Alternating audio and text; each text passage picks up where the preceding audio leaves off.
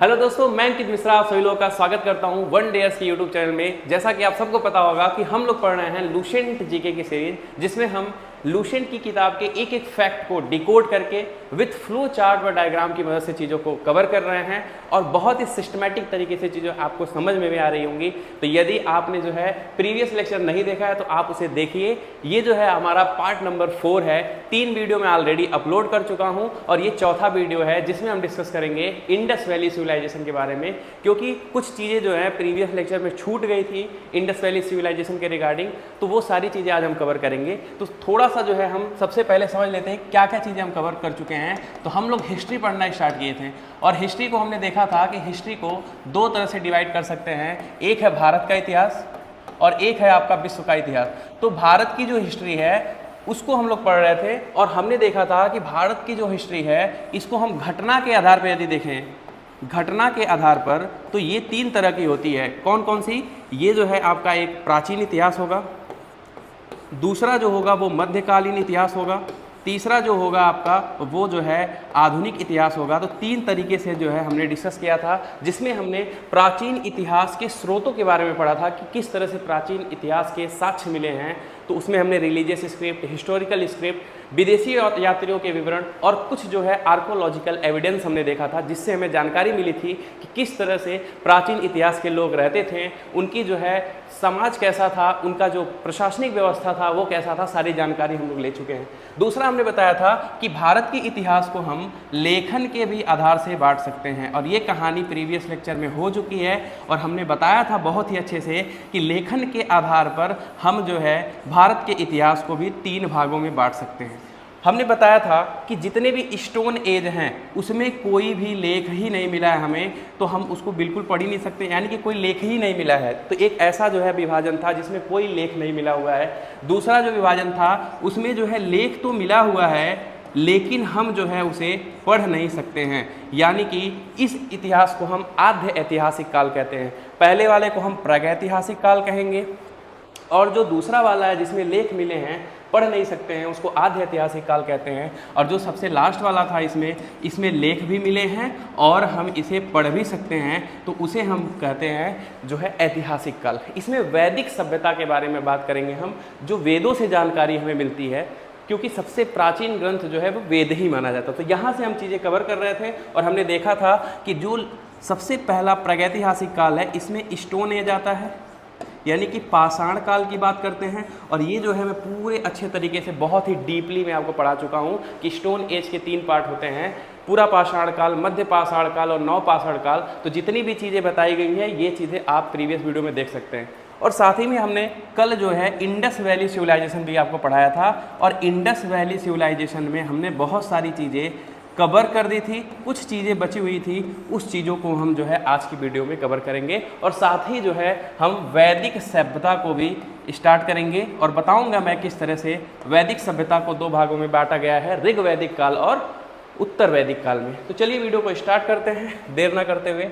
सबसे पहले हम समझेंगे जो हमारा छूटा हुआ था नेक्स्ट, उसमें हम बात करने वाले थे सिंधु घाटी सभ्यता की विशेषताओं के बारे में। तो जो विशेषताएं हैं वो यहाँ से स्टार्ट होंगी। ये हमने अगले पेज में चला गया मैं, तो एक स्लाइड और पीछे आते हैं।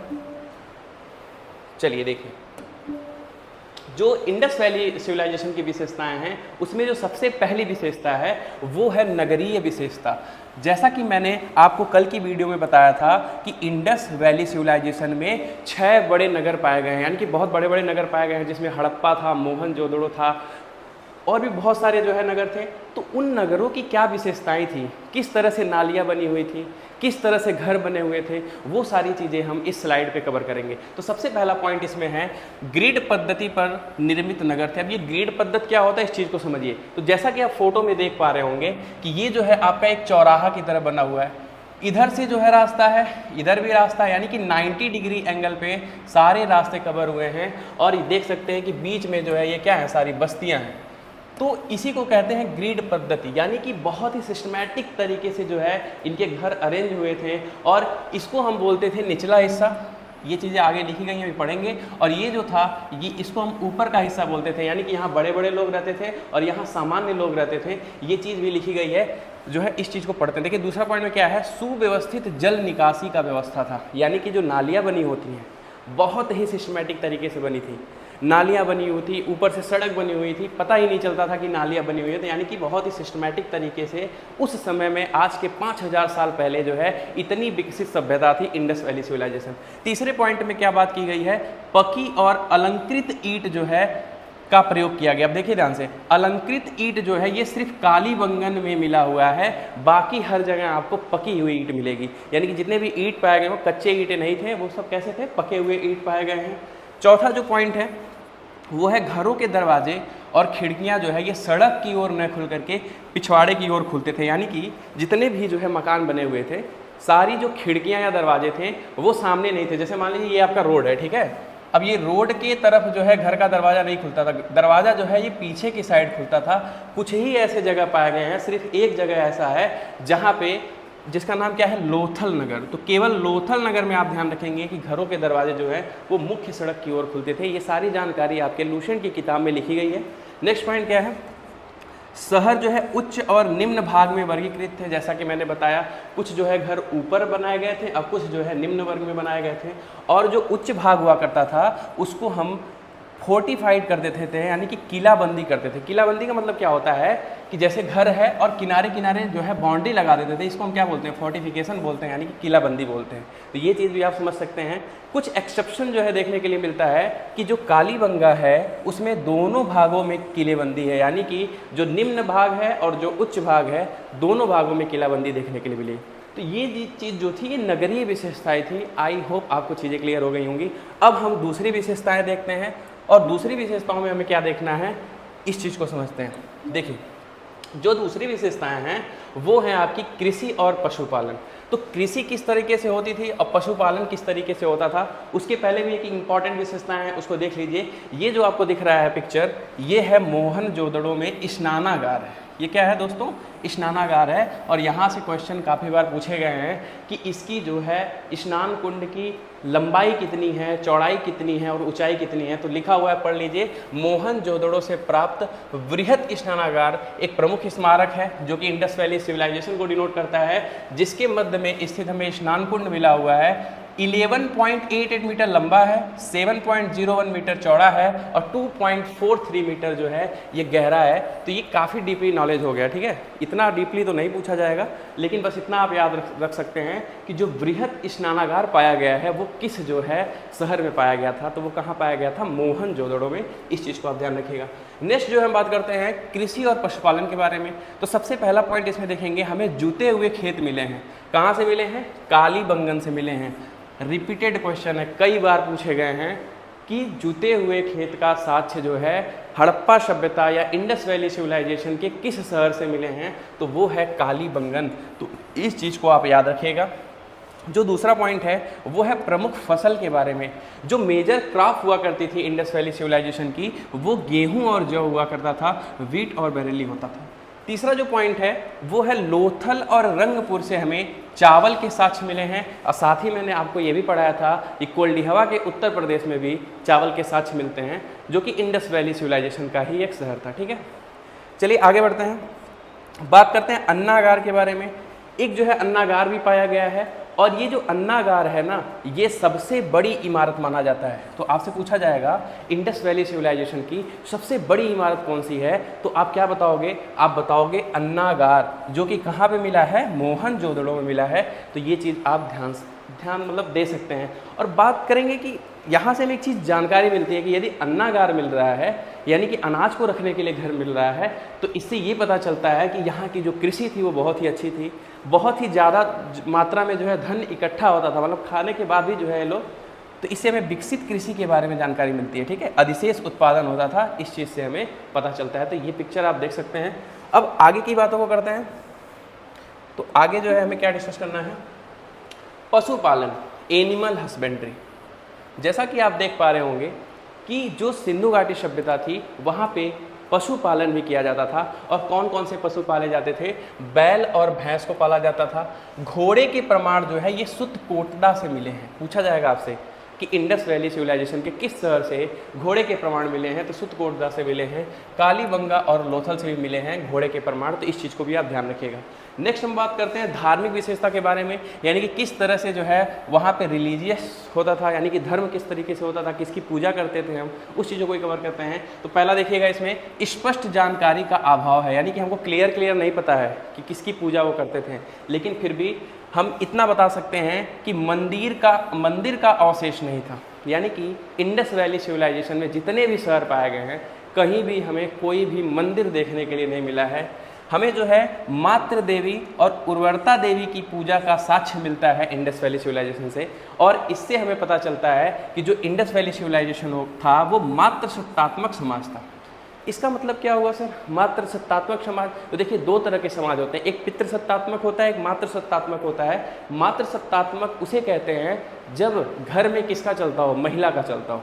यदि पुरुष का जो है ज़्यादा चल रहा है घर में या समाज में तो उसको हम पितृ सत्तात्मक बोलेंगे, और यदि महिला का चल रहा है तो हम क्या बोलेंगे, मात्र सत्तात्मक समाज बोलेंगे। तो हमें इस जो है मातृ देवी की मूर्ति से हमें ये पता चलता है, उनकी पूजा से ये पता चलता है कि जो समाज था इंडस वैली सिविलाइजेशन वो मात्र सत्तात्मक था। नेक्स्ट बात करते हैं, तो यहाँ पे वृक्ष की पूजा की जाती थी और शिव पूजा की जाती थी। इसके साक्ष्य हमें कैसे मिले, कैसे पता चलता है भैया कि शिव की पूजा की जाती थी?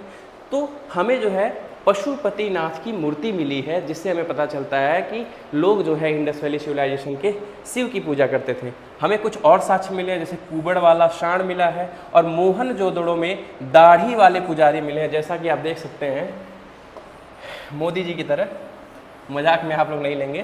तो ये जो है दाढ़ी वाले पुजारी का जो एक मूर्ति मिली है, ये कहाँ पे मिली है, मोहनजोदड़ो में मिली है। तो इस चीज़ को भी आप ध्यान रखिएगा। तो ये रही हमारी कुछ धार्मिक विशेषताएं। अब कुछ और चीज़ें हैं उसमें देखेंगे, जैसा कि मैंने बताया कि कैसे पता चलता है शिव की पूजा होती है। तो पशुपतिनाथ का मोहर मिला है, ये कहाँ से मिला है दोस्तों, मोहनजोदड़ो से मिला है। चारों ओर क्या मिला है, हाथी है, गैंडा है, चीता है और भैंस है, आप चित्र में देख सकते हैं। ये क्या है आपकी, ये जो है पशुपतिनाथ की मूर्ति है, और चारों तरफ कौन कौन है इसमें, ये एक मूर्ति मिली है जिसमें हाथी, गैंडा, चीता और भैंस को दर्शाया गया है। तो ये पूछा जा सकता है आपसे कि पशुपतिनाथ की मूर्ति का साक्ष्य किस शहर से मिला है, तो मोहनजोदड़ो से। इस चीज़ को भी आप ध्यान रखिएगा। नेक्स्ट जो है कालीबंगा से हमें क्या मिला है, अग्निकुंड मिला है। पूछा जा सकता है आपसे अग्निकुंड जो है किस शहर से मिला है, तो कालीबंगा से मिला है। स्वास्तिक के चिन्ह कहाँ से मिले हैं, और इससे क्या पता चलता है कि स्वास्तिक का चिन्ह दर्शाता है कि यहाँ पे जो है सूर्य की उपासना की जाती थी, यानी कि भगवान सूर्य की पूजा करते थे इंडस वैली सिविलाइजेशन में। अच्छा, हम देखते हैं कि किस तरह से वो समाधियों को जलाते थे, कि वो जो है दफना देते थे, यानी कि जब कोई मर जाता था इंडस वैली सिविलाइजेशन में तो वो क्या करते थे। तो हमें कई तरह के साक्ष्य मिले हैं। सबसे पहला हमें जो है शवों को जलाने का भी साक्ष्य मिला है, जो कि मोहनजोदड़ो से प्राप्त होता है।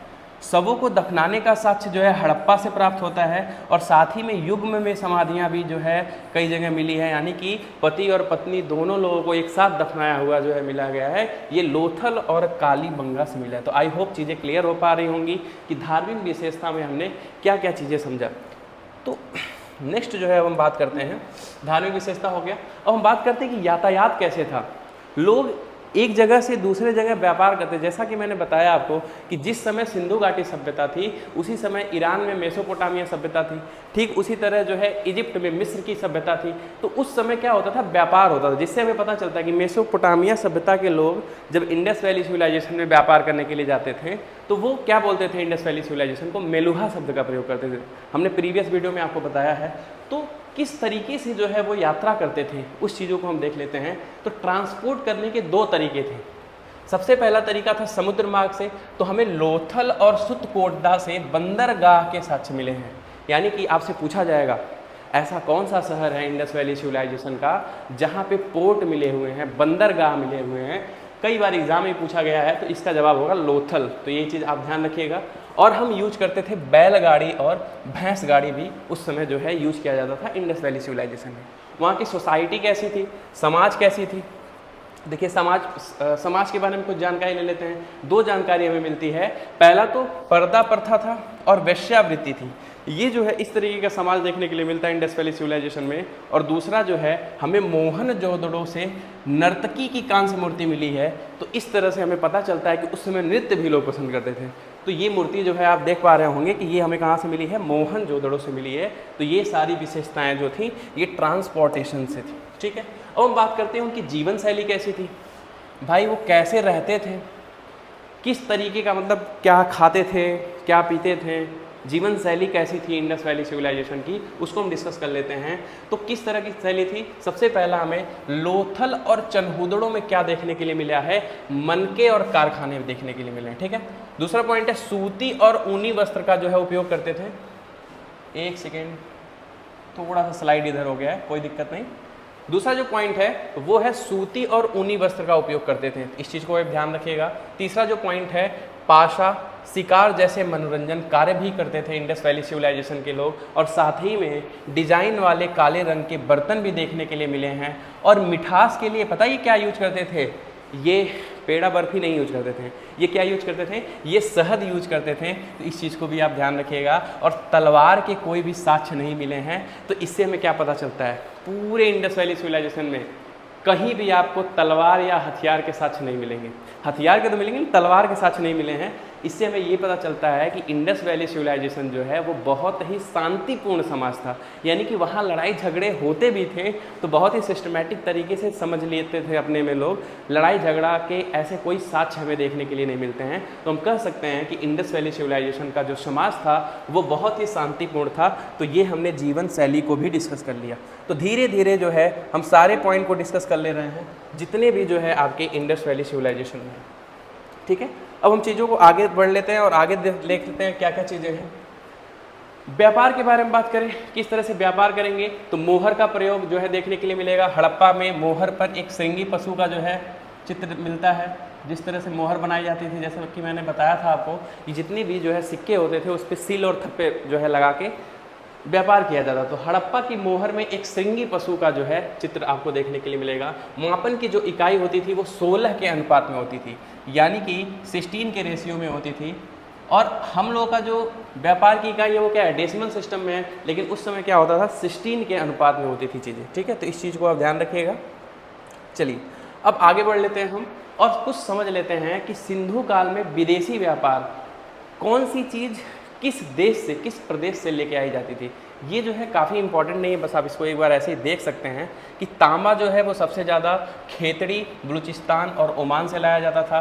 चांदी जो है वो कहाँ मिलता था, सबसे ज़्यादा अफ़गानिस्तान और ईरान में मिलता था। सोना जो है वो कहाँ मिलता था, कर्नाटक, अफ़गानिस्तान और ईरान में मिलता था। तो ये चीज़ों को आप देख सकते हैं, ज़्यादा इंपॉर्टेंट नहीं है, बस आप इस स्लाइड को एक बार देख लीजिए, ठीक है। चलिए अब आगे चीज़ों को देख लेते हैं, आगे हमें क्या डिस्कस करना है। अब हम बात करेंगे कि वहाँ का शासन कैसा था, किस तरह से गवर्नेंस थी वहाँ की। तो ये जो है वणिक वर्ण में थी। इस चीज़ का मतलब क्या है जरा समझिएगा। सिंधु सभ्यता के विनाश का संभवतः सबसे प्रभावी कारण क्या था, बाढ़ था। यानी कि हम यहाँ पे ये डिस्कस करेंगे कि सिंधु घाटी सभ्यता का अंत कैसे हुआ। तो लुशेंट की किताब में क्या लिखा गया है, लुशेंट की किताब में यही लिखा गया है कि जो सिंधु घाटी सभ्यता का अंत हुआ है वो बाढ़ से हुआ है। सबसे प्रभावी कारण किसको माना गया है, बाढ़ को माना गया है। लेकिन बहुत सारे ऐसे इतिहासकार हैं जो कि बताते हैं जलवायु परिवर्तन हो गया। तो कई जगह बाढ़ देखने के लिए मिलेगा, कई जगह जलवायु परिवर्तन देखने के लिए मिलेगा, कई जगह लोग कहते हैं कि आर्यों ने आकर के आक्रमण किया और सारे जितने भी इंडस वैली सिविलाइजेशन के लोग थे सब मारे गए, तो वहाँ से अंत हो गया। तो इसका कोई भी अभी स्ट्रॉन्ग एविडेंस नहीं मिला हुआ है कि आखिरकार क्या हुआ था, क्योंकि इतिहास एक कल्पना है। उस समय कोई था नहीं, उस समय किसी ने देखा नहीं था। जो भी जानकारी हमें मिलती है वही जानकारी किताब में दी जाए, मतलब जो किताबों से जानकारी मिली है वही सारी चीज़ें लिखी गई हैं। तो संभव होता है सबसे प्रभावी कारण बाढ़ को माना गया है, ठीक है। कुछ इंपॉर्टेंट पॉइंट और हैं, इसे भी देख लेते हैं, फिर हमारा इंडस वैली सिविलाइजेशन खत्म हो जाएगा। आगे बढ़ जाएंगे हम, जितने भी क्वेश्चन बनने रहेंगे इंडस वैली सिविलाइजेशन से सारे जो है कवर हो जाएंगे, ठीक है। देखिए कुछ पॉइंट्स लिखे गए हैं, जैसे पिग्गट ने हड़प्पा एवं मोहनजोदड़ो को एक विस्तृत साम्राज्य का जुड़वा राजधानी कहा है। अब देखिए ये पिग्गट कौन है, ये पिग्गट एक इतिहासकार है, सबसे इंपॉर्टेंट नाम है। पूछा जा सकता है आपसे कि ऐसे कौन से इतिहासकार थे जिन्होंने मोहनजोदड़ो और हड़प्पा शहर को साम्राज्य की जुड़वा राजधानी कहा था। तो नाम क्या है उनका, पिग्गट नाम है, याद रखिएगा, ठीक है। तीसरा पॉइंट है स्वतंत्रता प्राप्ति के पश्चात हड़प्पा संस्कृति के सर्वाधिक स्थल गुजरात में पाए गए हैं। और हमने मैप में कराया भी था आपको कि गुजरात में ही 3 जो है जो इम्पोर्टेंट साइट है वो पाई गई हैं, तो अगर आप प्रीवियस वीडियो नहीं देखे हैं तो उसको अच्छे से देखिए ताकि आपको सारी चीज़ें अच्छे से क्लियर हो पाए। चौथा जो पॉइंट है, आग में पकी हुई मिट्टी को टेराकोटा कहा जाता है, ऐसा भी लिखा गया है लुशेंट की किताब में। और सबसे बड़ी जो साइट पाई गई है वो राखीगढ़ी में पाई गई है, जो कि प्रेजेंट टाइम में कहाँ है, हरियाणा में है। और मोहनजोदड़ो में पाई गई है, जो कि सबसे बड़ा क्या है, अन्नागार है। तो ये सारी चीज़ें थी इंडस वैली सिविलाइजेशन के बारे में। इंडस वैली सिविलाइजेशन में इससे बाहर क्वेश्चन नहीं बनने वाले हैं, ये जो है मैं आपके साथ दावा करता हूँ, ठीक है। तो हमारी जो इंडस वैली सिविलाइजेशन थी वो ख़त्म हो गई। और अब हम लोग बात करेंगे, अच्छा अभी ख़त्म नहीं हुई है, छोटी सी चीज़ बची हुई है, क्योंकि इंडस वैली सिविलाइजेशन में ये जो स्लाइड है यहाँ से बहुत सारे क्वेश्चन पूछे जाते हैं।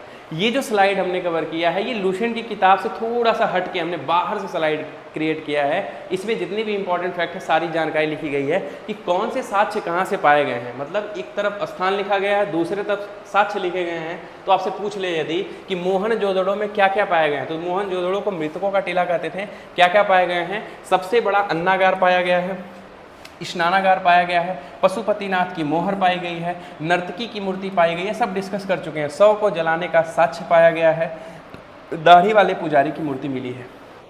बस मैंने क्या किया है, जितनी भी चीज़ों को मैं पढ़ाया हूँ सबको मैंने एक जगह फिट कर दिया ताकि आपके लिए चीज़ें आसान हो जाए। अब ये सारी चीज़ें कई एग्जाम में पूछी जाती हैं बार बार, और बच्चे कंफ्यूज रहते हैं कौन सी चीज़ कहाँ पाई गई है। तो मोहनजोदड़ो में टोटल 6 चीज़ें पाई गई हैं जो कि एग्जाम में पूछी जा सकती हैं, इस चीज़ को आप याद रखिएगा। हड़प्पा में क्या क्या चीज़ें पाई गई हैं उसमें देख लीजिए। एक श्रृंगी पशु वाली मुहर मिली है, मातृ देवी की प्रतिमा मिली है। तो 2 चीज़ें जो कि इंपॉर्टेंट है हड़प्पा के शहर में पाई गई हैं। आई होप चीज़ें आपको क्लियर हो रही होंगी। नेक्स्ट में बात कर लेते हैं कि और ऐसे कौन से शहर हैं जहाँ से चीज़ें पाई गई हैं। तो अगर आपसे पूछे कालीबंगा राजस्थान में जो पड़ता है वहाँ से क्या क्या चीज़ें पाई गई हैं, तो वहाँ से अग्निकुंड पाया गया है, चूड़ी कारखाना, युग्म समाधि, जूता हुआ खेत और अलंकृत ईंटें पाई गई हैं। ये सारी चीज़ें हम पढ़ चुके हैं, लेकिन मैंने एक जगह इसको फिट कर दिया है। पूछेगा आपसे सुटकोटदा से क्या पाया जाएगा, जो कि गुजरात में पाया जाता है, और यहाँ से घोड़े के अवशेष मिलते हैं, इस चीज़ को आप याद रखिएगा।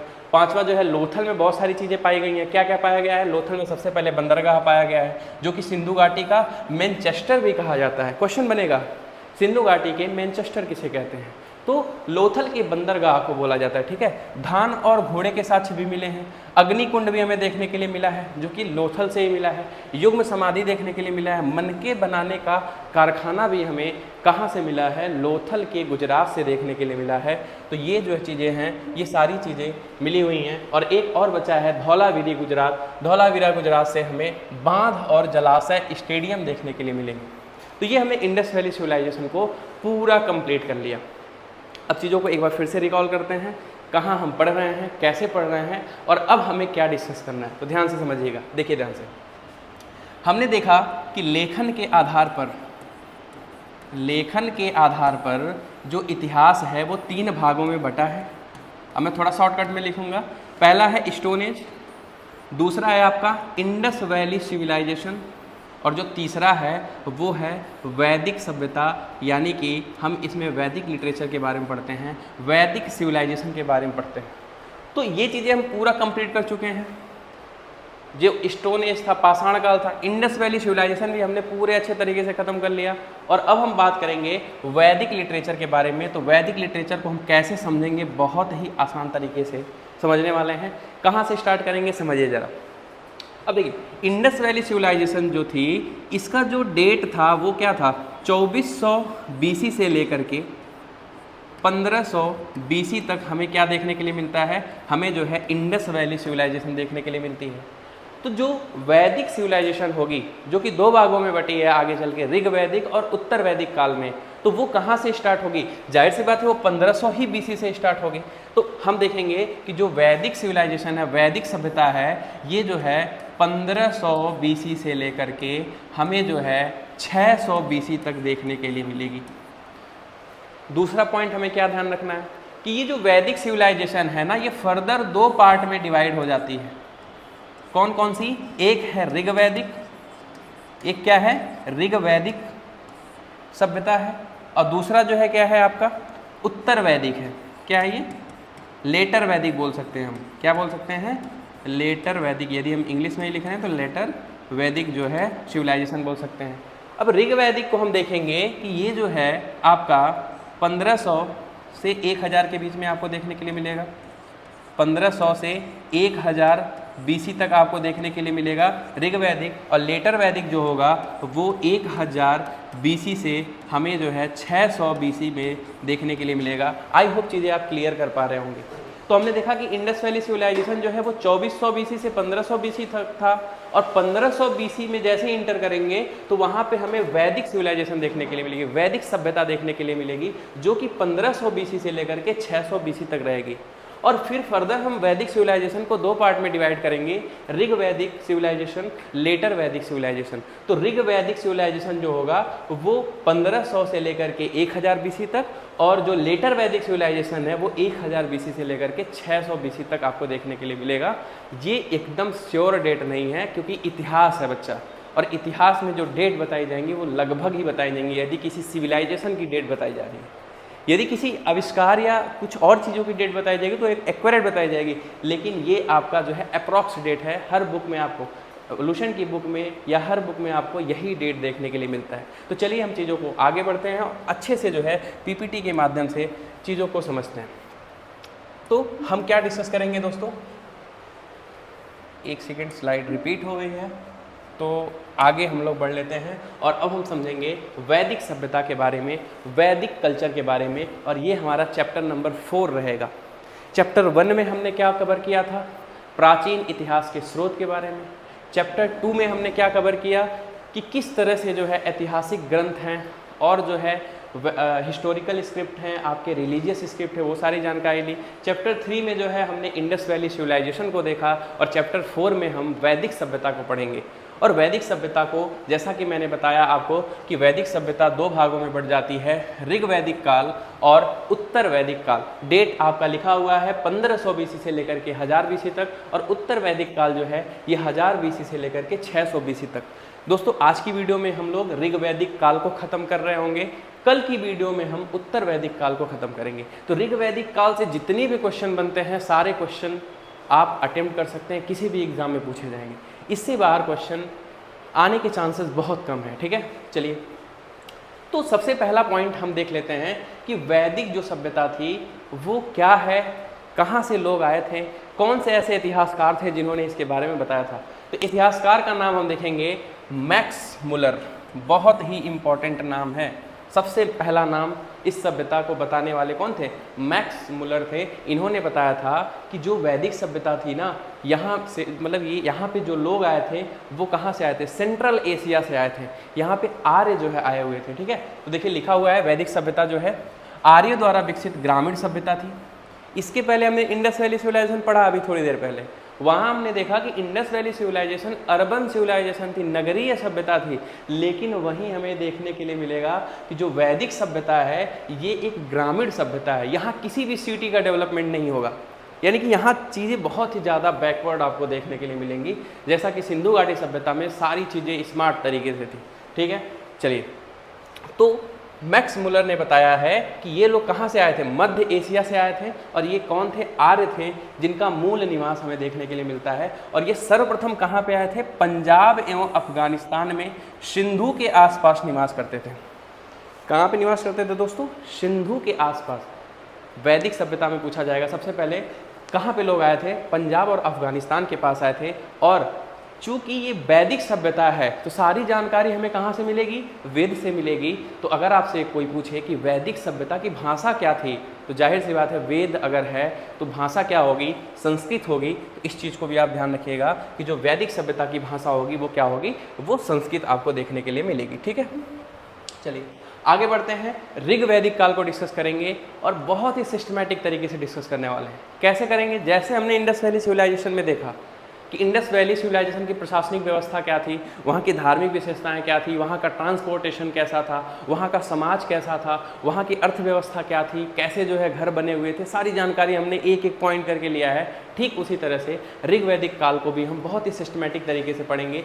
इस तरीके से आपको किताब में देखने के लिए नहीं मिलेगा जिस तरह से इस पीपीटी में तैयार किया गया है, ठीक है। तो देखिए सबसे जो पहला इसमें पॉइंट है राजनीतिक और प्रशासनिक व्यवस्था, यानी कि ऋग वैदिक काल में किस तरह से पॉलिटिकल सिस्टम था, कैसे वहाँ पे लोग रहते थे, ये सारी चीज़ों को हम समझते हैं।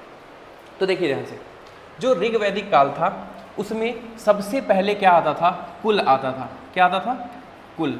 अब जो चीज़ें मैं लिख रहा हूँ उस चीज़ को बहुत ही ध्यान से देखिएगा। सबसे जो निचला हिस्सा था वो क्या था? कुल था। जब 2-4 कुल मिलते थे या बहुत सारे कुल मिलते थे तो क्या किसका निर्माण होता था? ग्राम का निर्माण होता था, यानी कि गांव का निर्माण होता था।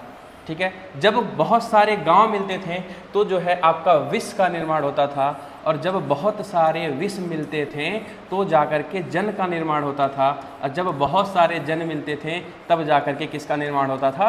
राष्ट्र का निर्माण होता था। जिस प्रकार से हमारा भारत देश है, भारत के बहुत सारे राज्य हैं, उन बहुत सारे राज्य के बहुत सारे ज़िले हैं। आखिर प्रशासन कैसे होता है हमारे भारत में? इसी तरह से होता है। उस ज़िले में बहुत सारे गांव हैं, उस गांव में बहुत सारे घर हैं। तो उसी तरीके से बहुत ही सिस्टमेटिक तरीके से ऋग्वैदिक काल में चीज़ें व्यवस्थित थी। सबसे पहले जो है, सबसे निचला जो स्तर है वो कुल था। बहुत सारे कुल मिलके ग्राम बनाते थे, ग्राम मिलकर के विश्व बनाते थे, और विश्व मिलकर के जन बनाते थे, और जन मिलकर के क्या बनाते थे? राष्ट्र बनाते थे। अब जाहिर सी बात है कि कुल का कोई तो हेड होगा, तो कुल के हेड को हम क्या बोलते थे? कुल के हेड को कुलपति बोला जाता था। क्या बोला जाता था? कुलपति बोला जाता था। तो ये चीज़ आप ध्यान रखिएगा। ग्राम के जो हेड थे, यहाँ पे लिखा गया है कि ग्राम के हेड को ग्रामीणी बोलते थे। सारी चीज़ें लिखी गई हैं, आप देख सकते हैं आप कि कुल के हेड को हम कुलपति बोलते थे या कूलप भी बोलते थे। इस चीज़ को ध्यान रखिएगा। ऊपर हम चलेंगे थोड़ा सा गांव में, तो गांव के जो हेड होते थे उनको ग्रामीणी बोलते थे। अब जब बहुत सारे गांव मिलकर के विश्व बनाएंगे तो उनके जो हेड थे उनको हम विश्वपति बोलते थे। बहुत सारे विश्व मिलकर के जन बनते थे। ये सारी चीज़ें हम प्रशासनिक व्यवस्था डिस्कस कर रहे हैं इंडस वैली सिविलाइजेशन की, किस तरह से वहाँ पे प्रशासन होता था। ठीक है, तो जन के जो हेड होते थे वो राजन कहलाते थे, और जो राष्ट्र के हेड होते थे वो राजा कहलाते थे। और ये सबसे बड़ी इकाई थी। और अगर आपसे कोई पूछेगा कि ऋग्वैदिक काल के प्रशासनिक व्यवस्था में सबसे छोटी इकाई कौन सी थी, तो वो क्या थी? वो कुल थी। तो आई होप चीज़ें आपको क्लियर हो गई होंगी कि किस तरह से वहाँ पे प्रशासन होता था। अच्छा, अगर यहाँ पे इतना बड़ा सिस्टम है, राष्ट्र है, जन है, कुल है, तो जाहिर सी बात है कि इनको देखने के लिए अधिकारी भी होंगे। तो ऋग्वैदिक काल में कुछ प्रमुख अधिकारी भी थे। उन अधिकारी को क्या कहते थे? किस चीज़ के लिए कौन से अधिकारी बनाए गए थे? ये भी प्रश्न आपसे पूछ लिए जाते हैं। तो वो चीज़ को भी हम डिस्कस कर लेते हैं। तो अगली स्लाइड में वही चीज़ें हैं, आप देख सकते हैं कि कुछ प्रमुख अधिकारी थे। किसको चलाने के लिए रहेंगे भाई अधिकारी? आपके देश को चलाने के लिए अधिकारी होते। तो उसी तरह से ऋग्वैदिक काल में भी चलाने के लिए कुछ अधिकारी बनाए गए थे। कौन कौन से अधिकारी थे? तो देखिए, अगर आपसे पूछेगा धार्मिक अधिकारी, रिलीजियस ऑफिसर कौन थे, तो उनको पुरोहित बोला जाता था। और ये दो तरह से होते थे, दो तरह के होते थे। एक थे रूढ़िवादी और एक थे उदारवादी। अगर आपसे कोई पूछेगा कि रूढ़िवादी में ऐसा कौन सा पुरोहित था ऋग्वैदिक काल में, तो आप नाम लेंगे वशिष्ठ गुरु थे। ठीक है, और उदारवादी में कोई पूछ ले आपसे कि उदारवादी में कौन से पुरोहित थे, उनका नाम था विश्वामित्र। और ये दोस्तों वही विश्वामित्र हैं जो ऋग्वेद के तीसरे मंडल में गायत्री मंत्र का उल्लेख किए हुए हैं, जो कि किसको समर्पित है? सूर्य देवता को समर्पित है। और जो गायत्री मंत्र है, मैं अभी आगे पढ़ाऊंगा कि वो जो गायत्री मंत्र है वो आर्य बनाने के लिए भी लोगों जो है बताया जाता था। यानी कि बताया जाता था कि जो भारत में लोग रहते थे, तो लोग जो सेंट्रल एशिया से आर्य लोग आए थे, तो उन लोगों को आर्य बनाने के लिए हम गायत्री मंत्र का भी उपयोग करते थे। ये चीज़ें आगे हम पढ़ेंगे। ठीक है, अभी हम चीज़ों को समझ लेते हैं कि धार्मिक अधिकारी पुरोहित था, दो तरह के थे, रूढ़िवादी, उदारीवादी। और उदारवादी में विश्वामित्र आपको देखने के लिए मिलेंगे। दूसरा जो है वो है गुप्तचर भी हुआ करते थे। जाहिर सी बात है, जब सिविलाइजेशन है तो एक राज्य से दूसरे राज्य में जाने के लिए गुप्तचर भी होंगे। जाहिर सी बात है कि यहाँ पे युद्ध भी होंगे, और गुप्तचर क्या करते हैं? वहाँ की चीज़ों को जानकारी ले करके आते हैं और युद्ध में बताते हैं। ठीक है, तो गुप्तचर को हम क्या कहते थे? स्पष्ट कहते थे। इस चीज़ को आप ध्यान रखिएगा। दुर्गपति होते थे, दुर्गपति को पूरब कहते थे। चारागाह और गोचर भूमि का अधिकारी भी हुआ करता था, और उसको हम वाजपति बोलते थे। अगर आपसे कोई पूछे कि सबसे इम्पॉर्टेंट अधिकारी कौन था इंडस वैली ऋग्वैदिक काल का, तो वो कौन था? वो वाजपति था, जो कि चारागाह और गोचर भूमि का गोचर मतलब होता है जहाँ पे गाय भैंस चरती है। ठीक है, ऐसा क्यों है कि वो सबसे इम्पोर्टेंट अधिकारी थे? क्योंकि आपको पता होगा कि ऋग्वैदिक काल में पशुपालन ज़्यादा हुआ करता था, तो पशु को देखने के लिए सबसे इम्पोर्टेंट अधिकारी यही होंगे। तो आई होप चीज़ें क्लियर हो पा रही होंगी। पांचवा जो पॉइंट है वो है पुलिस भी हुआ करती थी, जिस अपराधी को पकड़ने के लिए उनको उग्र बोला करते थे। क्या बोलते थे दोस्तों? उग्र बोलते थे। और कुछ जो है सूत, रथकार तथा कम्मादी देखने के लिए उनको रत्नी बोलते हैं, जिनकी संख्या 12 है। तो ये नॉट टू मच इंपॉर्टेंट, इतना इंपॉर्टेंट नहीं है ये कि पूछा जाएगा। आप इसको एक बार देख सकते हैं क्योंकि लूसेंट की किताब में है तो मैंने यहाँ पे चिपका दिया है, ठीक है। चलिए, तो पॉइंट इंपॉर्टेंट लिखे गए हैं उसको हम देख लेते हैं। सर्वाधिक महत्वपूर्ण पुरोहित और सैनिक को बताया गया है। अगर हम बात करें प्रमुख अधिकारियों में तो जो सर्वाधिक प्रमुख और हैं, महत्वपूर्ण है, वो पुरोहित और सैनिक हैं, और न्यायिक अधिकारी का कोई उल्लेख नहीं मिलता है दोस्तों। अगर आपसे कोई पूछेगा ऋग्वैदिक काल में न्याय के कोई अधिकारी थे, तो कोई भी अधिकारी न्याय के आपको देखने के लिए नहीं मिलते हैं। तो ये जो है प्रमुख अधिकारी आप देख सकते हैं ऋग्वैदिक काल में किस तरीके से थे। अब हम देखते हैं दोस्तों, सभा और समितियाँ बनाई जाती थी। अब जाहिर सी बात है कि प्रशासन हम जब पढ़ रहे हैं तो सरकार को सलाह देने के लिए भी तो कोई चाहिए। तो सरकार को सलाह देने के लिए दो तरह की जो है संस्थाएं थीं ऋग्वैदिक काल में, एक थी सभा और एक थी समिति। और इसी सभा और समिति को प्रजापति की पुत्रियां बोला गया है।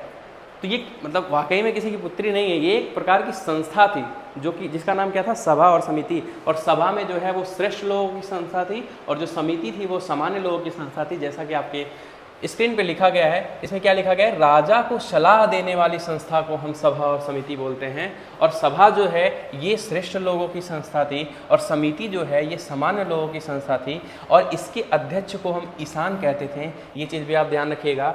और दोस्तों स्त्रियां जो थी ना वो सभा और समिति में भाग ले सकती थी। जैसा कि आप देख पा रहे होंगे कि किस तरह से जैसे गांव में पंचायत होती है, ठीक उसी तरह से वहाँ पे जो है सभा और समितियों का गठन होता था, जिससे हम किसी भी प्रॉब्लम को रिजॉल्व करते थे, ठीक है। और स्त्रियों को जो है अनुमति थी इसमें भाग लेने की। तो इससे हमें ये पता चलता है कि स्त्रियों की बुरी स्थिति तो नहीं थी, यानी कि स्त्रियों का भी चलता था। इस चीज़ से हमें ये जानकारी मिलती है, ठीक है। आगे बढ़ते हैं दोस्तों और समझते हैं हम युद्ध के बारे में। अब जाहिर सी बात है जब लोग रह रहे हैं, क्योंकि मैं आपको बता दूं, जब सेंट्रल एशिया से, मान लीजिए ये आपका सेंट्रल एशिया है, ठीक है, सेंट्रल एशिया से जब भारत में लोग आएंगे, ये हमारा इंडिया है, मान लीजिए भारत है, यहाँ पे लोग आएंगे और लोग आए थे तो कई गुटों में, कई कबीले में जो है लोग भारत में फैले हुए थे। तो जाहिर सी बात है कि युद्ध तो जरूर ही होगा। तो युद्ध कौन कौन से हुए हैं उस युद्ध के बारे में जानकारी लेंगे। और सबसे इम्पॉर्टेंट युद्ध है जिसका नाम है दशराग का युद्ध, और ये जो है ऋग्वेद के 7वें मंडल में मेंशन है। उसके बारे में हम पढ़ लेते हैं थोड़ा सा कि युद्ध के लिए जो है सबसे पहले हम गविष्टि शब्द का प्रयोग करते थे। इसका मतलब क्या है दोस्तों, ये है गायों का खोज। तो गाय के लिए, पशु के लिए युद्ध आपको देखने के लिए मिलेगा ऋग्वैदिक काल में, क्योंकि पशुपालन ज़्यादा होता था। तो गविष्टि शब्द का प्रयोग किया गया है युद्ध के लिए, जिसका अर्थ क्या है, गायों की खोज है। और इसमें जो है सबसे इम्पॉर्टेंट जो युद्ध हुआ है वो दशारग युद्ध हुआ है, जिसमें सुदास और 9 राजाओं के बीच हुआ है। एक राजा थे सुदास और एक तरफ जो सेना थी वो 9 राजाओं की सेना थी, जिसमें सुदास की जीत होती है। और ये युद्ध किस नदी के किनारे होता है दोस्तों, ये युद्ध रावी नदी के किनारे होता है। तो इस चीज़ को आप ध्यान रखिएगा कि रावी नदी, जिसका प्राचीन नाम पुरुषणी है, उस नदी के तट पर सुदास और भारत नामक समुदाय और 10 जनों के मध्य जो है ये युद्ध हुआ था। इस चीज़ को आप ध्यान रखेंगे कि सुदास थे और 9 लोग और थे जिनके बीच ये युद्ध हुआ था। जीत किसकी होती है, सुदास की विजय होती है। तो देख लीजिए आप, भारत नामक समुदाय, विजय किसकी होती है, सुदास की, ठीक है। जानकारी हमें कहाँ से मिलती है भैया, ये ऋग्वेद के 7वें मंडल से जानकारी मिलती है। जैसा कि मैंने बताया था ऋग्वेद में टोटल 10 मंडल हैं, तो ऋग्वेद के 7वें मंडल से जानकारी आपको दशारग युद्ध के बारे में मिलती है। अब रिकॉल कर लेते हैं थोड़ा सा कि ऋग्वेद के 10वें मंडल से तो पुरुषोक्त समाज के बारे में जानकारी मिलती है, जिसमें ब्राह्मण, शूद्र, क्षत्रिय और वैश्य के बारे में जानकारी मिलती है। जो आपका ऋग्वेद का 3रा मंडल है वहाँ से जो है गायत्री मंत्र का उल्लेख मिलता है। तो ये सारी चीज़ें भी आप रिकॉल कर सकते हैं पीछे वाली चीज़ों को। तो ये हमने देखा कि युद्ध जो है किस तरीके से ऋग्वैदिक काल में हुए थे, और सबसे जो इम्पोर्टेंट युद्ध था वो दशराग का युद्ध था, जो कि बहुत बार एग्जाम में भी पूछा गया है, ठीक है। अब हम बात करेंगे दोस्तों सामाजिक जानकारी के बारे में। तो ऋग्वैदिक काल की प्रशासनिक व्यवस्था को तो हमने देख लिया, किस तरह से लोग प्रशासन कर रहे हैं। युद्ध हो रहा है तो कौन कौन सी ऐसी संस्थाएं हैं जो मैनेज कर रही हैं। 2 तरह की संस्था मैंने बताई आपको, सभा और समिति के बारे में। अब हम देखेंगे किस तरह से सामाजिक जानकारी हमें मिलती है ऋग्वैदिक काल से। तो सबसे पहला जो है वो है वर्ण व्यवस्था, यानी कि जिसको हम कास्ट सिस्टम भी बोल सकते हो। तो वर्ण व्यवस्था क्या है, इसके बारे में जानकारी कहाँ से मिलती है। ये चीज़ें मैं पढ़ा भी चुका हूँ प्रीवियस लेक्चर में, लेकिन यहाँ थोड़ा और एक्सप्लेनेशन है तो चीज़ों को समझ सकते हैं कि ऋग्वेद के 10वें मंडल में वर्णित पुरुषोक्त में हमें 4 समाज के बारे में जानकारी मिलती है, ब्राह्मण, क्षत्रिय, वैश्य और शूद्र के बारे में। पूछा जाएगा आपसे कि आप हमें बताइए कि ऋग वैदिक काल में जो जानकारी मिलती है वर्ण व्यवस्था के बारे में वो किस जो है किताब से मिलती है। तो उस किताब का नाम क्या है? पुरुष सूक्त से मिलती है, ठीक है। और ये 10वें मंडल में उल्लेख किया गया है। तो ये चीज़ आप ध्यान रखिएगा। जो विभाजन का आधार है दोस्तों ना, वो व्यवसाय के आधार पर विभाजन हुआ था, कर्म के आधार पर विभाजन हुआ था, न कि जन्म के आधार पर। जैसा कि मैंने प्रीवियस वीडियो में बताया भी हूँ कि जो ऋग वैदिक काल में जो वर्ण व्यवस्था बनाई गई थी वो कर्म के बेसिस पे बनाई गई थी। यानी कि यदि पंडित का बेटा पंडित है और वो काम कर रहा है व्यापारी वाला, तो उसको पंडित नहीं बोलेंगे, उसे हम वैश्य बोलेंगे। यदि जो है पंडित का बेटा क्षत्रिय है और वो जो है पूजा पाठ वाला काम कर रहा है, तो उसको हम क्षत्रिय नहीं बोलेंगे, उसको हम पंडित ही बोलेंगे। आई होप मैं क्या कह रहा हूँ आप चीज़ों को समझ पा रहे होंगे। यानी कि काम के आधार पर वर्णों को डिवाइड किया गया था, लेकिन अभी ऐसा बिल्कुल भी नहीं है। अभी जो है सारी चीज़ें बर्थ बेस पे हो गई हैं, जन्म के आधार पर हो गई हैं। तो चीज़ें क्लियर हो रही होंगी आपको। दूसरा पॉइंट है दोस्तों, ये जो समाज था ना वो पितृसत्तात्मक समाज था। तो मैंने आपको दोनों क्लियर किया, मातृ सत्तात्मक और पितृसत्तात्मक। यानी कि यहाँ पे जो पुरुषों की थी वो ज़्यादा चलती थी। हालांकि स्त्रियों की भी बेहतर स्थिति आपको देखने के लिए मिलेगी ऋग वैदिक काल में, लेकिन जैसे ही आप इंटर करेंगे लेटर वैदिक जो है पीरियड में, तो आपको वहाँ पे स्त्रियों की जो स्थिति है वो बहुत ही ज़्यादा वीक कंडीशन में आपको देखने के लिए मिलेगी, ठीक है। चलिए बात करते हैं। स्त्रियों की स्थिति बेहतर थी, हमने देख लिया। कैसे हमें पता चलता है भैया कि स्त्रियों की स्थिति बेहतर थी, कैसे आप जान सकते हैं? तो हमने देखा कि बहुत सारी ऐसी महिलाएं हैं जिन्होंने बहुत ही ज़्यादा पढ़ाई किया था, और उसमें कुछ विदुषी स्त्रियों के बारे में यहाँ पे लिखा गया है, जिसमें लोपामुद्रा, घोषा, सिक्ता, अपला और विश्वास जैसी विदुषी स्त्रियाँ पाई गई हैं ऋग वैदिक काल में। अब कह रहे होंगे सर ये सब कहाँ से पढ़ा रहे हैं आप? दोस्तों ये सारी चीज़ें लुसेंट की बुक में लिखी गई, आप ध्यान से पढ़िएगा। ये सारे फैक्ट लिखे गए हैं। बस हमने क्या किया है, हमने एक कड़ी को दूसरे कड़ी से मिलाने की कोशिश की है, यानी कि हमने कॉन्सेप्ट को लिंक करने की कोशिश की है। ये सारी चीज़ें जो सामाजिक जानकारी है, प्रशासनिक जानकारी है, ऐसे बिल्कुल नहीं लिखा गया है। उसमें जो है जैसे पाया गया वैसे ही लिख दिया गया, मतलब बहुत ही लेंदी प्रोसेस में लिखा गया है, ठीक है। अच्छा, दूसरा पॉइंट क्या है? बाल विवाह और पर्दा प्रथा बिल्कुल आपको देखने के लिए नहीं मिलेगा ऋग वैदिक काल में, ठीक है। पति के साथ यज्ञ में भी साझेदारी का स्थान था, और इससे पता चलता है कि जो स्त्रियों की स्थिति थी वो काफ़ी बेहतर थी। तो आई होप क्लियर कर पा रहे होंगे आप कि किस तरह से जो है हमें पता चलता है कि आखिरकार जो ऋग वैदिक काल था वो पितृसत्तात्मक समाज था, लेकिन फिर भी स्त्रियों की जो स्थिति थी वो काफ़ी अच्छी आपको देखने के लिए मिलेगी। चौथा पॉइंट क्या है? जो विधवा स्त्री होती थी उनको देवर से विवाह कर सकती थी। यानी कि ऐसा नहीं है कि विधवा स्त्री है तो उनको विवाह करने को ही नहीं दिया जाएगा, वो देवर से के साथ विवाह कर सकती थी। ऐसा जो है उल्लेख आपको देखने के लिए मिलता है। अच्छा, और एक और वर्ड याद रखेंगे, अमाजु शब्द का प्रयोग किस चीज़ के लिए किया गया है? तो कुछ ऐसी भी स्त्री थी जो जीवन भर अविवाहित रहती थी, तो उनको हम क्या बोलते थे? कुंवारी नहीं बोलते थे उस समय, हम क्या बोलते थे? अमाजु शब्द का प्रयोग करते थे। तो ये जो चीज़ें थी ये आपकी सामाजिक जानकारी थी, यानी कि पुरुष का क्या जो है रोल रहा है ऋग वैदिक काल में और स्त्री का क्या रोल रहा है, ये सारी चीज़ें आपने देख लिया। अब हम देख लेते हैं कि धर्म में क्या क्या चीज़ें थी ऋग वैदिक काल में। भैया किसकी पूजा करते थे, कौन से पशु को ज़्यादा मानते थे, किस देवता की ज़्यादा पूजा करते थे, और हम क्या क्या करते थे, मंदिर वगैरह थे कि नहीं थे, ये सारी चीज़ें हम डिस्कस कर लेते हैं, ठीक है। तो सबसे पहले इसमें देखेंगे प्रिय देवता, आपको इंद्र देखने के लिए मिलेंगे।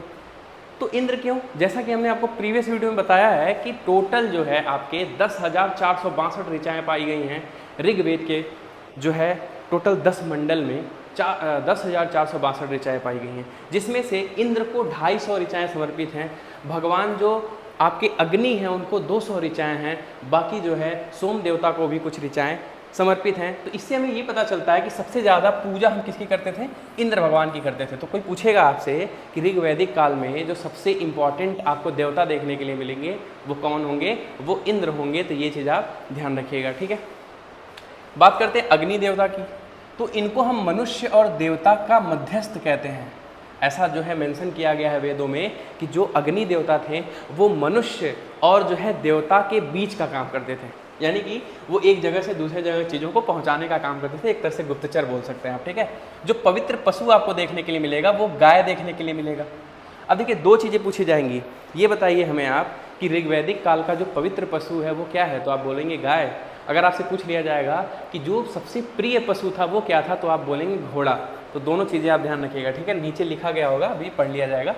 तो गाय के लिए एक शब्द का प्रयोग होता था जिसको अधन्या बोलते हैं दोस्तों, और अधन्या का अर्थ होता है न मारे जाने योग्य पशु, यानी कि गाय को बहुत पवित्र माना जाता था और इसके लिए एक शब्द बोलते थे हम अधन्या। तो पूछा जाएगा आपसे कि गाय को न मारे जाने के लिए कौन से शब्द का यूज किया गया है ऋग्वेदिक काल में, तो अधन्या शब्द का यूज किया गया है, ठीक है। पवित्र नदी आपको देखने के लिए मिलेगी सरस्वती नदी। ये भी जो है पूछा जाएगा किस नदी को पवित्र कहा गया है या किस नदी का उल्लेख ऋग्वेदिक काल में मिलता है, तो सरस्वती नदी का उल्लेख मिलता है। और साथ ही दोस्तों गायत्री मंत्र जो कि सावित्री नामक देवता को संबोधित है, जिसका संबंध जो है ऋग्वेद के तीसरे मंडल से है, ठीक है। ऋग्वेद का तीसरा मंडल लिखा नहीं है इसमें, लेकिन मैंने आपको पढ़ाया है कि ऋग्वेद के तीसरे मंडल में जो है गायत्री मंत्र का उल्लेख है, जिसको विश्वामित्र ने रचित किया था और ये सूर्य देवता के लिए समर्पित है। और एक चीज़ और जो मैंने आपको बताया था कि लोगों को आर्य बनाने के लिए विश्वामित्र ने गायत्री मंत्र को रचा था। तो लोगों को आर्य बनाने के लिए, ये भी चीज़ आप ध्यान रखिएगा, दो चीज़ों के लिए था। एक तो सूर्य को समर्पित था, सूर्य की पूजा करने के लिए था गायत्री मंत्र, और एक क्या था, लोगों को आर्य बनाने के लिए चीज़ें था, ठीक है। तो ये सारे फैक्ट आपके धर्म से रिलेटेड थे। आगे बढ़ते हैं और चीज़ों को समझते हैं दोस्तों। इस जो है स्लाइड में हमने क्या किया है, कुछ इंपॉर्टेंट देवता हैं और उनका संबंध है, ये भी चीज़ें आपसे पूछी जाती हैं। सारे तो नहीं पूछे जाते हैं, इसमें से कुछ इंपॉर्टेंट है वो पूछ लिए जाते हैं। जैसे वरुण का सबसे ज़्यादा इंपॉर्टेंट है, इसको आप पढ़ लीजिएगा, और इंद्र का पढ़ लीजिएगा, ये दो सबसे ज़्यादा इंपॉर्टेंट है, बाकी आप बस एक बार देख सकते हैं, ठीक है। तो इंद्र को हम क्या बोलते हैं, युद्ध का नेता बोलते थे, या इनको वर्षा का देवता बोला जाता था। अग्नि को जो है देवता एवं मनुष्य के बीच मध्यस्थ बोलते थे, जैसा कि मैंने आपको बताया भी। वरुण को क्या बोलते थे दोस्तों, ये पृथ्वी एवं सूर्य के निर्माता माने जाते थे, और समुद्र का देवता भी वरुण को कहते थे। विश्व के नियामक एवं शासक, सत्य का प्रतीक इनको माना जाता था, और ऋतु परिवर्तन एवं दिन रात ऐसा माना जाता है कि वरुण देवता के ही कारण होता था। तो ये सारी जानकारी भी आपके लूसेंट की किताब में है, इस तरह का स्लाइड बना हुआ है, इस स्लाइड को आप देख सकते हैं। जैसे पूषण है, इनको पशुओं का देवता कहा गया है। विष्णु को क्या कहा गया है दोस्तों, विश्व के संरक्षक हैं और पालन करता है, ठीक है।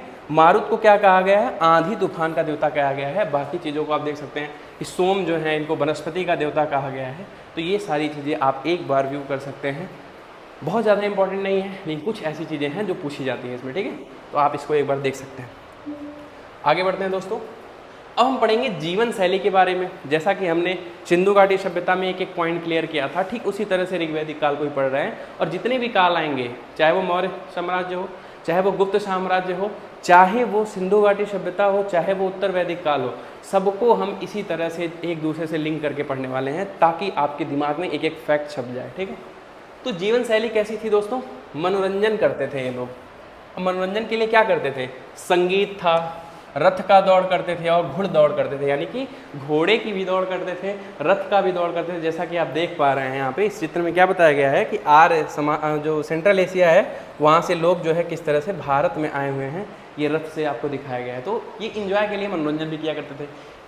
जो प्रिय पशु था इनका ना, वो घोड़ा था। अभी मैंने थोड़ी देर पहले बताया पवित्र पशु तो गाय था, लेकिन प्रिय पशु क्या था, घोड़ा था। और जो मुख्य पेय था, ये लोग पीते क्या थे, ये लोग सोम रस पीते थे। प्रीवियस वीडियो में बता चुका हूँ कि सोम रस जो है एक प्रकार का एनर्जी ड्रिंक हुआ करता था, जिसको पी करके ये लोग क्या करते थे, युद्ध में लड़ने के लिए जाते थे। तो सोम रस क्या है, ये वनस्पति से निर्मित है और ये एक प्रकार का एनर्जी ड्रिंक माना जाता था, ठीक है। वस्त्र में ये किस तरह के वस्त्र धारण करते थे दोस्तों, ये 3 प्रकार के वस्त्र धारण करते थे, जिसमें बांस पहनते थे ये लोग, अधिवास और उष्ण जो है वस्त्र धारण करते थे। तो इस चीज़ को आप देख सकते हैं, ठीक है। अंदर पहनने वाले वस्त्र को हम नीवी कहते थे। ये आपका सोम रस है जो कि पिक्चर में आपको दिख रहा होगा। इसको खूब बढ़िया से जो है बना के रस एनर्जी ड्रिंक बनाते थे और पी करके युद्ध करने के लिए चले जाते थे, ठीक है। तो कुछ पॉइंट्स और बचे हुए हैं, उसको भी हम लोग देख लेते हैं। अन्य जानकारी में कुछ चीज़ें हैं ऋग्वैदिक काल में, उन सारी चीज़ों को भी हम देख लेते हैं। जो सबसे मुख्य व्यवसाय आपको देखने के लिए मिलेगा वो पशुपालन देखने के लिए मिलेगा और कृषि देखने के लिए। देखिए यहाँ लिखा हुआ है पशुपालन और फिर कृषि, क्योंकि सेंट्रल एशिया में कृषि नहीं होती थी। तो जब आर्य अपने साथ आए तो अपने साथ पशु को लेकर के आए थे, क्योंकि सेंट्रल एशिया में पशुपालन जो है बहुत हद तक होती थी। तो अपने साथ पशु लेके आए थे। तो सबसे इम्पॉर्टेंट यदि पूछा जाएगा व्यवसाय तो पशुपालन है, और दूसरा जो आएगा वो कृषि आएगा, ठीक है, ये ध्यान रखिएगा। धातु कौन कौन सा यूज किया गया भैया, धातु जो है ये लोहा यूज किया गया है और तांबा यूज किया गया है। ऋग्वैदिक काल में। तो लोहा को हम श्याम अयस्क बोलते थे जो कि आर्यों ने खोजी थी, और तांबा को हम लोहित अयस्क बोलते थे, आयरन ओर बोलते थे। ये चीज़ भी आप ध्यान रखिएगा। अच्छा, लोगों का आदान प्रदान का माध्यम था दोस्तों। जब हम, जैसे उस समय पैसा तो था नहीं ऋग्वैदिक काल में, तो लोग एक दूसरे से व्यापार कैसे करते थे? अपने एक वस्तु को दे करके उनकी वस्तु ले लेते थे। जैसे हमारे पास गेहूं है, उनके पास चावल है, तो हम अपना गेहूं उन्हें दे देंगे और चावल उनका हम अपने ले लेंगे, तो दोनों का काम चल जाता है। इसको हम बोलते हैं वस्तु विनिमय प्रणाली। यानी कि यहाँ आपको वस्तु विनिमय प्रणाली देखने के लिए मिलेगा।